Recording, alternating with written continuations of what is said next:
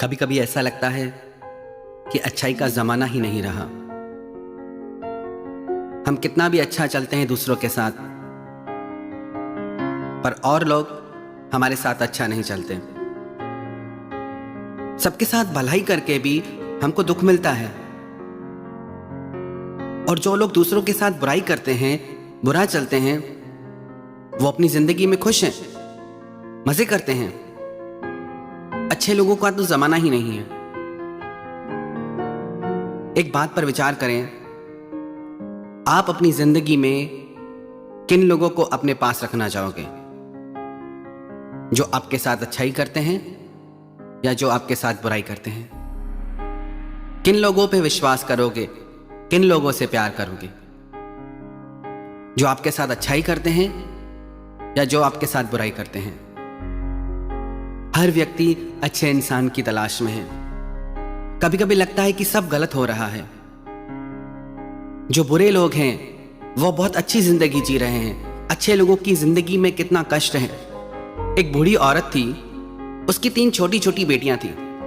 एक बार देवर्षि नारद धरती पे आए। उन्होंने देखा कि वो बूढ़ी औरत जैसे तैसे करके, कुछ काम करके उन 3 छोटी बच्चियों का पालन करती थी। एक बच्ची 5 साल की, दूसरी 2 साल की, तीसरी 1 साल की। उस बूढ़ी औरत को देख के देवर्षि नारद को उन पे गर्व भी हुआ और दुख भी हुआ कि इस वृद्धावस्था में भी ये वृद्धा औरत कितना कष्ट भोग रही है, कितना काम करती है बच्चों को पालने के लिए। कुछ दिन बाद देवर्षि नारद वहां से फिर गुजरे तो देखा कि वो वृद्धा औरत वो मर चुकी थी। ये देख के उन्हें भगवान पे बड़ा गुस्सा आया कि भगवान दुनिया को चलाना जानते ही नहीं। जिन लोगों की कोई जरूरत नहीं वो कितना जीते हैं। इन 3 छोटी कन्याओं का इसके सिवा कोई था भी नहीं। भगवान ने इसे ही मार दिया। ये तीनों अनाथ हो गई। एक ही सहारा था इनका, उसे भी छीन लिया। बहुत गुस्से में भर के वो भगवान के पास आया और भगवान से कहने लगा कि भगवान, आपको दुनिया चलाना नहीं आती। सब कुछ उल्टा पुल्टा चल रहा है। 3 छोटी कन्याएं जिनको एक वृद्धा महिला पाल रही थी, एक ही सहारा थी उनकी, आपने उन्हें भी मार दिया। जिनकी जिंदगी का कोई अर्थ नहीं, वो कितना जीते हैं। अब उन 3 बच्चों का क्या होगा? आपको दुनिया चलाना नहीं आता। आप अपनी मन मर्जी से हर काम करते हैं। धरती पे जाओ, लोगों को देखो, उनकी जिंदगी में झांको तो पता चले कि वो कैसे जीते हैं। भगवान बोले, नारद, मुझे कुछ भी बोलने से पहले तू एक बार फिर जा और उन 3 कन्याओं को देख के आ। बहुत गुस्से में था, पर वो भगवान की बात मान के वापस धरती पे आया और उसने देखा वहां वो 3 कन्याएं थी ही नहीं। नारद को अभी बहुत दुख हुआ कि उन 3 कन्याओं के साथ क्या हो गया। कोई उनका अपहरण करके ले गया, किसी ने उनके साथ कुछ गलत कर दिया, और उसे गुस्सा आने लगा। फिर उसने किसी पड़ोसी से पूछा कि यहां 3 कन्याएं रहती थी, वो कहां गई? तो उस पड़ोसी ने बताया कि उन 3 कन्याओं की मां की मौत हो गई। वो 3 कन्याएं बिलख रही थी, रो रही थी। फिर शहर की रानी यहां से गुजरी। इन 3 छोटी कन्याओं को रोता देखकर उसे दया आ गई। उसने उन 3 कन्याओं को गोद ले लिया। अब वो 3 राजकुमारियां बन गई है। जब नारद को यह बात पता चली तब उसे समझ में आया, कई बार जो चीज हमें गलत दिखती है उसके पीछे भी कोई कारण होता है। हमें लगता है कि ऐसा क्यों होता है हमारे साथ ही ऐसा क्यों होता है? इतना अच्छा चलने के बाद भी हमें ही दुख क्यों मिलता है? जरूर परमात्मा ने आपके लिए कुछ बेहतर सोच रखा होगा। जरूर भगवान ने आपके लिए कुछ सुंदर सोच रखा होगा। एक भक्त भगवान के मंदिर में गया और भगवान से कहने लगा कि भगवान, आप सारा दिन खड़े रह के मंदिर में थक जाते होंगे, आज ऐसा करो कि आप आज घूम के आओ कहीं, मैं आपकी जगह खड़ा हूं। भगवान बोले ठीक है, तू यहां खड़ा हो जा, पर याद रखना कोई भी अपनी शिकायत लेके आए, कुछ भी यहां हो रहा हो, पर तुम कुछ बोलना मत, बीच में मत पड़ना। वो बोला ठीक है भगवान, मैं चुप ही रहूंगा। भगवान चले गए। भगवान की जगह वो मूर्ति बन के खड़ा हो गया। थोड़ी देर में एक बहुत बड़ा व्यापारी वहां आया भगवान का दर्शन करने के लिए।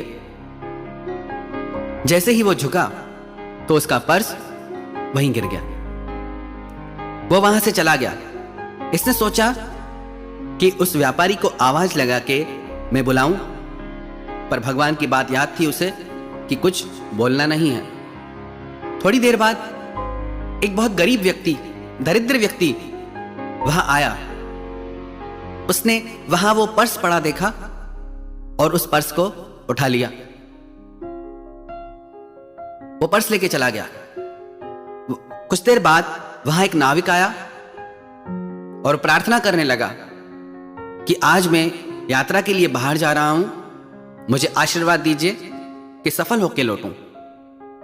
इतने में जो व्यापारी पहले आया था, जिसका पर्स गिर गया था मंदिर में, उसने आके कहा कि मेरे बाद यही नाविक इस मंदिर में आया है, इसी ने पर्स चुराया है।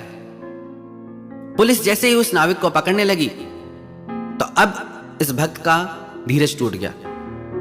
उसने सारी बात बता दी। इसने वो बटुआ नहीं चुराया, वो बटुआ एक गरीब आदमी ने चुराया है। पुलिस उस आदमी को पकड़ के ले गई। नाविक छूट गया। शाम को जब भगवान लौटे तो उसने भगवान से कहा कि आज मैंने सारे काम ठीक कर दिए, आप तो कुछ करते नहीं। तो भगवान ने पूछा क्या हुआ? उसने सारी बात बता दी। भगवान ने कहा कि मैंने सबके लिए कुछ अच्छा सोच के रखा है, पर तुमने सारा काम बिगाड़ दिया। जो व्यापारी, जो सेठ सबसे पहले आया था, वो गलत काम ही करता है, गलत धंधे ही करता है। उसका वो बटुआ खो भी जाता तो उसे फर्क नहीं पड़ता, पर जो गरीब आया था वो खाने के लिए भी मोहताज था। उसका वो बटुआ उसे मिल जाता तो व्यापारी को पुण्य मिलता और गरीब को भोजन मिलता। और जो नाविक यात्रा के लिए जा रहा था, उस नदी में तूफान आना था जिसमें उसकी मृत्यु हो जाती और उसकी बीवी विधवा हो जाती, पर तूने सब कुछ बिगाड़ के रख दिया। कई बार हमें लगता है कि सब गलत हो रहा है, पर हम भविष्य नहीं देख सकते। हमारी बुद्धि बहुत छोटी है। जो वर्तमान काल में दिखता है, जो सामने दिखता है, बस वही सच लगता है। उसके आगे कुछ सोच ही नहीं पाते, उसी में ही उलझ के रह जाते हैं कि ऐसा क्यों हुआ।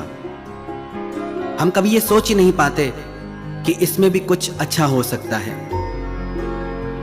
एक बार एक पति पत्नी नाव में घूम रहे थे। नदी का पानी बढ़ने लगा। ऐसा लग रहा था कि नाव डूब जाएगी। पत्नी डरने लगी। उसने अपने पति से कहा कि नाव कभी भी डूब जाएगी, आप कुछ उपाय करो नाव को बचाने का। उसके पति को जैसे कोई चिंता ही नहीं थी, कोई फर्क ही नहीं पड़ रहा था। तो उसकी पत्नी ने बोला कि कुछ करो, नाव डूब जाएगी, पानी बढ़ रहा है। उसके पति ने एक तलवार उठाई और अपनी पत्नी के गर्दन पर रख दी।